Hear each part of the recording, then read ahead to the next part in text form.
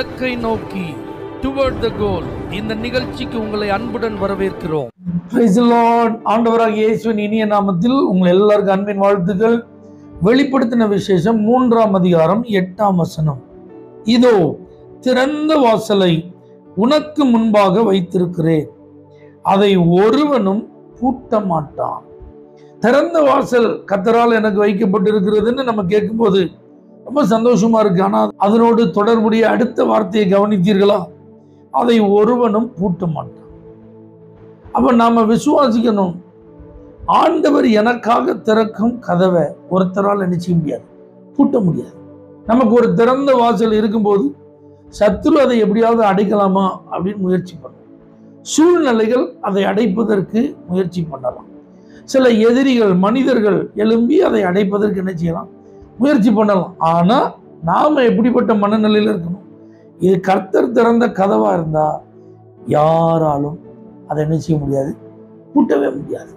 இந்த வார்த்தைகளை கேட்டுக்கொண்டிருக்கிற அருமையான சகோதர சகோதரிகளே, நமக்கு எப்போ தேவன் ஒரு நன்மையை தருகிறாரோ, ஒரு உயர்வை தருகிறாரோ, ஒரு மேன்மையை தருகிறாரோ, நம்ம இருந்த நிலையிலிருந்து கர்த்தர் நம்மை அடுத்த நிலைக்கு கொண்டு செல்கிறாரோ, அப்பெல்லாம் ஒரு எதிர்ப்பை நீங்க பார்க்கலாம், தேவையில்லாத ஒரு பிரச்சனையை நீங்க சந்திக்கலாம், காரணமே இல்லாம நீங்க பகைக்கப்படலாம். இவர்கள் எல்லாம் ஏன் எனக்கு எதிரிகளா மாறுறாங்க அப்படின்னு நீங்க என்ன செய்யலாம், யோசித்து பயப்படலாம், குழம்பலாம். ஆனா நீங்க ஒரு காரியத்துல உறுதியா இருங்க, கர்த்தர் திறந்த வாசலை ஒருத்தராலும் பூட்ட முடியாது. நீங்க அனுபவிக்கணுங்கிறதுக்காக, நீங்க சுதந்திரிக்க வேண்டும் என்பதற்காக உங்களுக்குன்னு ஆயத்தம் பண்ணப்பட்டதை ஒருத்தரால் என்ன செய்ய முடியாது, எடுத்து போட முடியாது.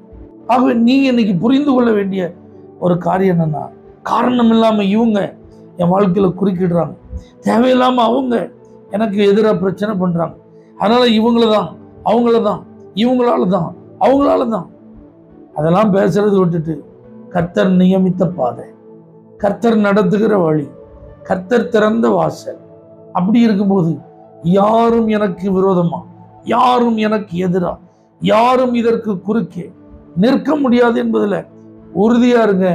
நிச்சயமா ஆண்டவர் நீங்கள் தொடர்ந்து முன்னேறி செல்வதற்கு உதவி செய்வார். பரலோக தேவனே, எங்களுக்காக திறக்கப்பட்ட கதவை ஒருவரும் பூட்ட நீங்க அனுமதிக்கவே மாட்டீங்க. இயேசுவின் நாமத்தில் அதற்கு நன்றி செலுத்தி ஜெபிக்கிறோம், எங்கள் ஜீவனுள்ள நல்ல பிதாவே, ஆமென். For prayer contact Pastor J. J. Kumar, El Shaddai Ministries, 9500252586, Surandai.